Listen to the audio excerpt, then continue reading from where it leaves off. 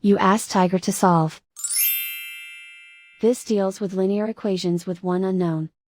The final result is x equals 10/9. Let's solve it step by step. Group all constants on the right side of the equation. Subtract 2/9 from both sides. Group like terms. Combine the fractions.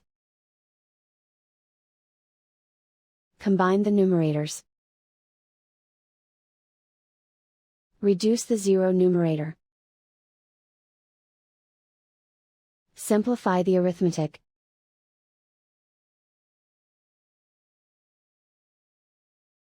Isolate the x. Multiply both sides by inverse fraction 5/-1.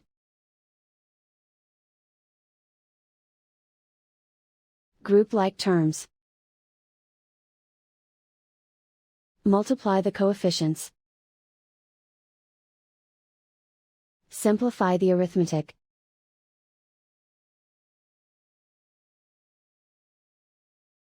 Multiply the fractions. Simplify the arithmetic. And so the final result is x equals 10/9.